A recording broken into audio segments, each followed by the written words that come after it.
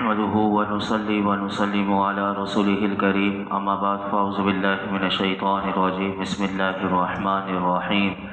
اولم يروا انا خلقنا لهم مما عملت ايدينا انعاما فهم لها مالكون وذللناها لهم فمنها ركوبهم ومنها يأكلون ولهم فيها منافع ومشارب افلا يشكرون۔ اور کیا انہوں نے نہ دیکھا کہ ہم نے اپنے ہاتھ کے بنائے ہوئے چوپائے ان کے لیے پیدا کیے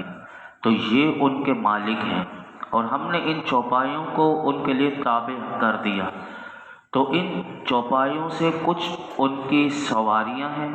اور کچھ سے وہ کھاتے ہیں، اور لوگوں کے لیے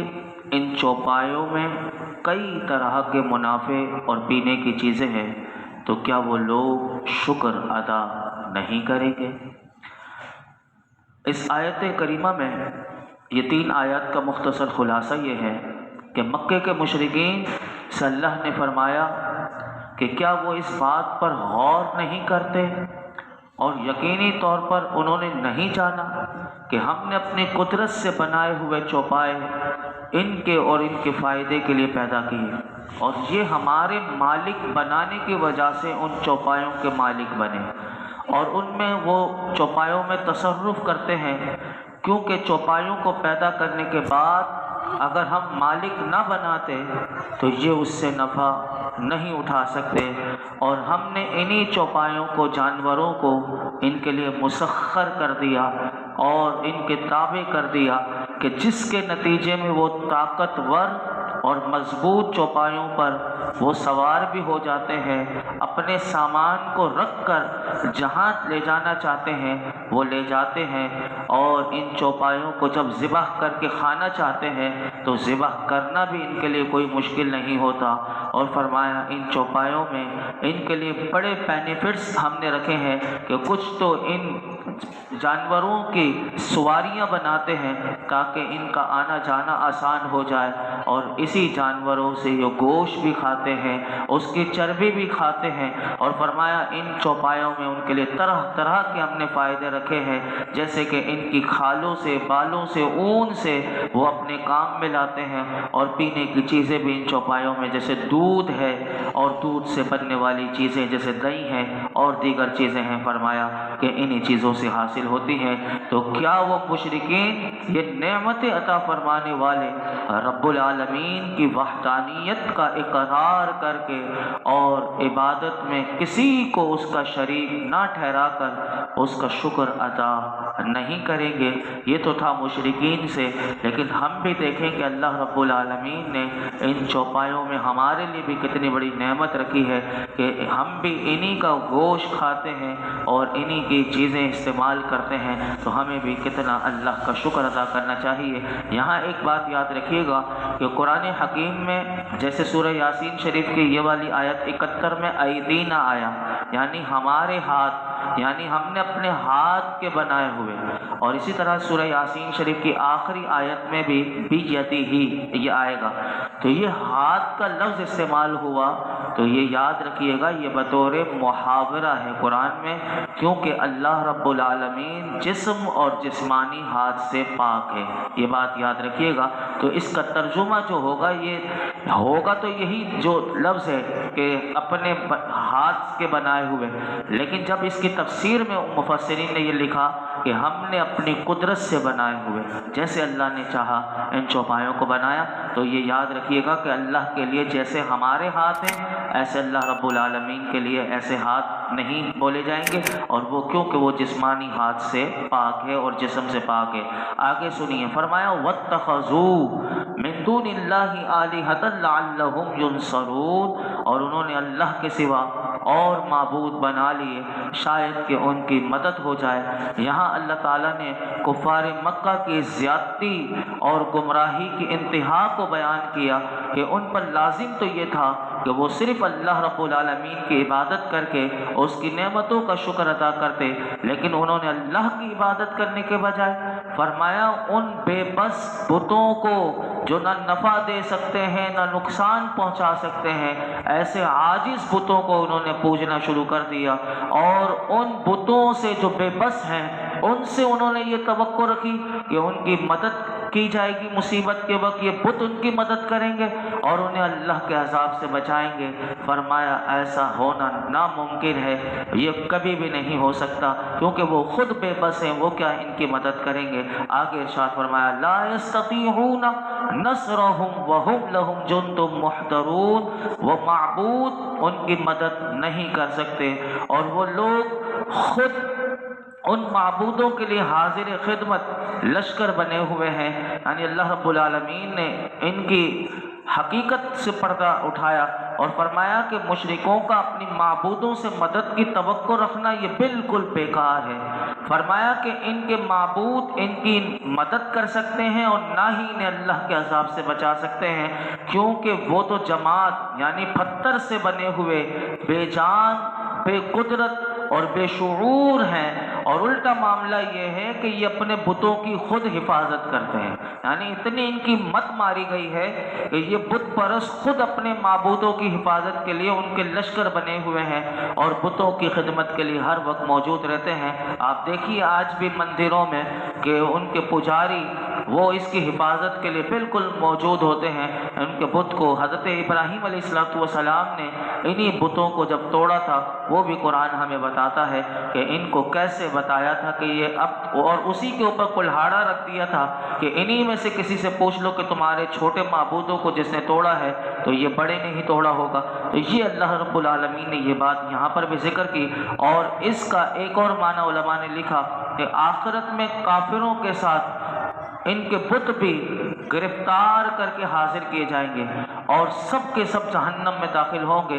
بت بھی اور ان کے پجاری بھی۔ یاد رکھیے گا کہ بتوں کا جہنم میں داخلہ جو ہوگا وہ اپنے پجاریوں کو عذاب دینے کے لیے ہوگا، اور پجاریوں کا جو داخلہ ہوگا وہ عذاب پانے کے لیے ہوگا۔ دونوں کا یہ باتیں یاد رکھیے گا۔ آگے ارشاد فرمایا فَلَا يَحْزُنْكَ قَوْلُهُمْ إِنَّا نَعْلَمُ مَا يُسِرُّونَ وَمَا يُعْلِنُونَ، تو ان کی بات تمہیں غمگین نہ کرے، بے شک ہم جانتے ہیں جو وہ چھپاتے ہیں اور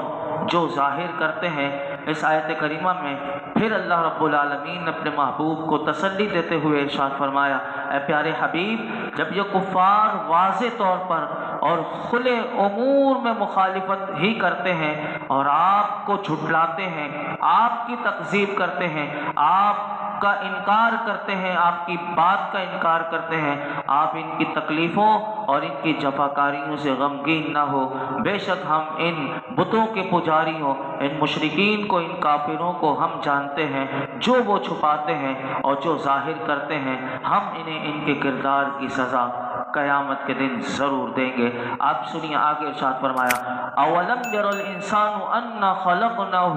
من نطفة فاذا هو خصيم مبين وضرب لنا مثلا ونسي خلقه قال من يحيي العظام وهي رميم قل يحييها الذي انشأها اول مرة وهو بكل خلق عليم، اور کیا آدمی نے نہ دیکھا کہ ہم نے اسے ایک بوند سے بنایا، پھر تب ہی وہ خلم خلا جھگڑا کرنے والا ہے اور ہمارے لیے مثال دیتا ہے، اور اپنی پیدائش کو بھول گیا۔ کہنے لگا ایسا کون ہے جو ہڈیوں کو زندہ کر دے جبکہ وہ بالکل گلی ہوئی ہوں؟ تم فرماؤ ان ہڈیوں کو وہ زندہ کرے گا کہ جس نے پہلی بار انہیں بنایا، اور وہ ہر پیدائش کو جاننے والا ہے۔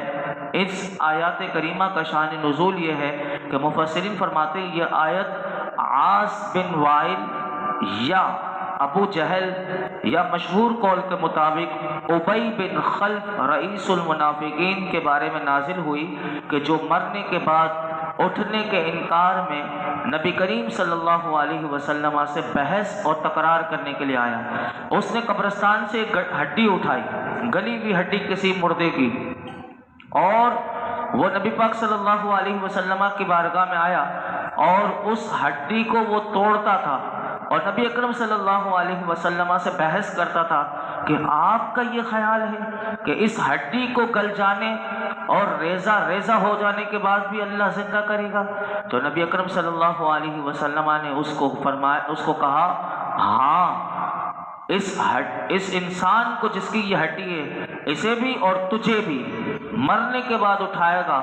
اور تجھے جہنم میں داخل فرمائے گا۔ یعنی حضور نے اس کا انجام بھی بتا دیا کہ جس نے یہ حضور سے بحث کر رہا تھا کہ فرمایا تو بھی ایسے ہو جائے گا تو تجھے بھی زندہ کرے گا، اور جس کی ہڈی ہے اسے بھی زندہ کرے گا، اور مرنے کے بعد وہ رب العالمین اٹھائے گا اور تجھے جہنم میں داخل کرے گا۔ اس پر یہ آیت کریمہ نازل ہوئی اور اس کی جہالت کا اللہ نے اظہار فرمایا اور فرمایا کہ جو انسان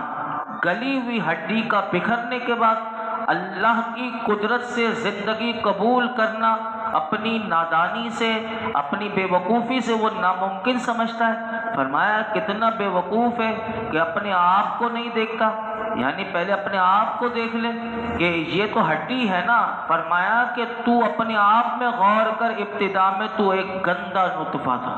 یعنی ایک گندے پانی کے نطفے سے جو گلی ہوئی ہڈی سے بھی حقیر تر ہے، فرمایا کہ تو اس سے بنا۔ تو اللہ رب العالمین کی قدرت پر غور تو کر کہ اس نے اپنی قدرت کاملہ سے اس گندے نطفے میں اس میں جان ڈال دی، پھر انسان بنایا، تو ایسا مغرور اور متکبر انسان ہوا کہ تو اللہ کی قدرت ہی کا منکر ہو کر تو جھگڑنے میرے محبوب کے پاس آ گیا۔ فرمایا اتنا نہیں دیکھتا کہ جو قادر برحق پانی کی ایک بوند سے ایک قوی اور طاقتور انسان کو صورت دے دیتا ہے اور پورا ایک جسمانی صورت میں اسے بنا دیتا ہے، اس کی قدرت سے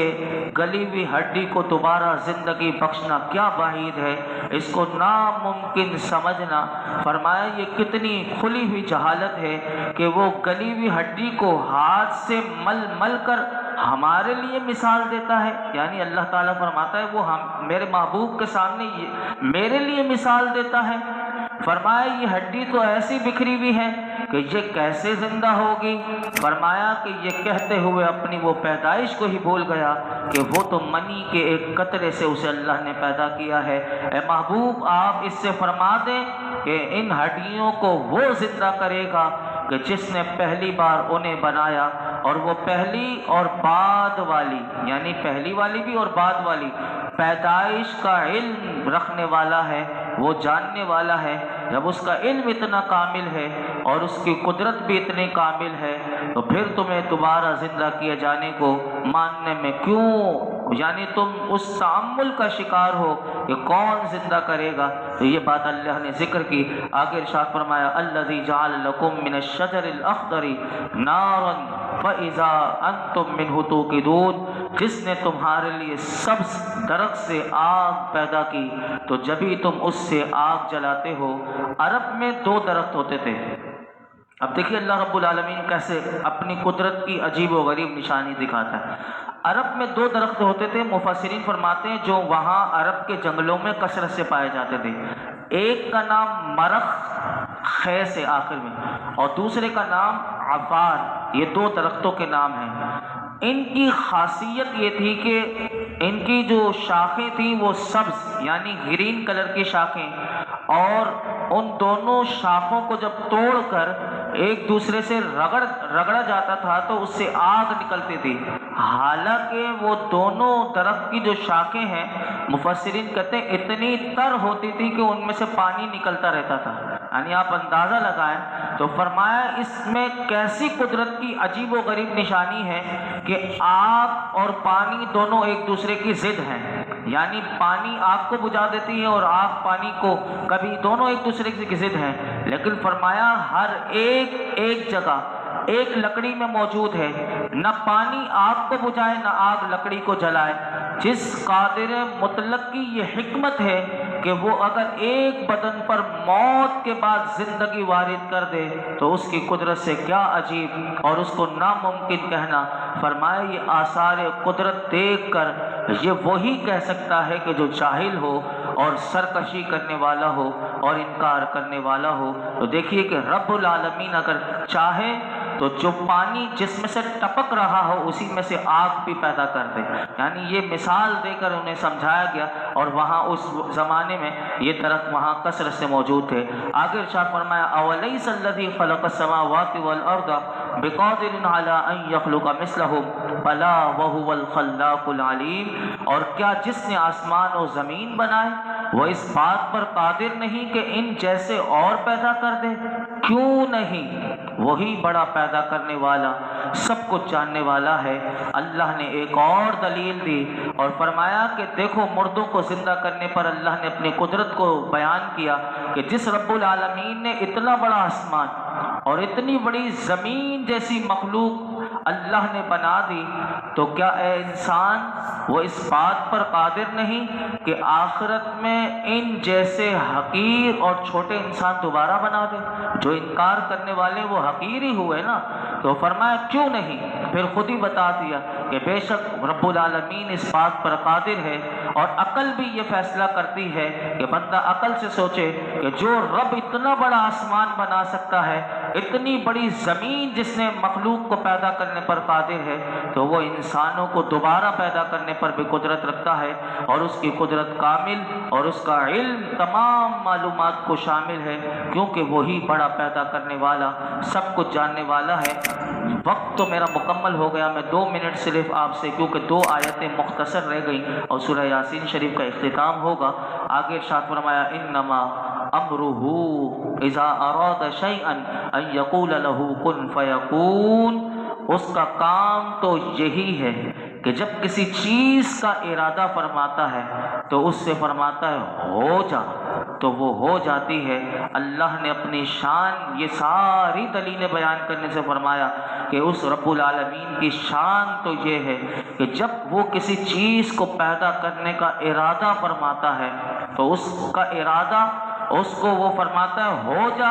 تو وہ ہو جاتی ہے۔ یعنی مخلوقات کا وجود جو ہے اس کے حکم کا تابع، اور جب خدا کسی چیز کو وجود میں آنے کا حکم فرماتا ہے تو اسے لوگوں کی طرح، یعنی لوگ اگر کوئی چیز بنانا چاہتے ہیں تو اشیاء کی چیزوں کی ضرورت ہوتی ہے، انہیں حاجت ہوتی ہے۔ فرمایا رب العالمین کو لوگوں کی طرح مختلف اشیاء کی حاجت نہیں، بلکہ خدا کے حکم پر ہر چیز امر الہی یعنی اللہ کے حکم کے مطابق وہ وجود میں آ جاتی ہے۔ اور جب اس کا اختتام کیا سورہ یاسین شریف کا، کیا خوبصورت انداز میں فرمایا فسبحان الذی بیدہ ملکوت کل شیء والیہ ترجعون، تو پاک ہے وہ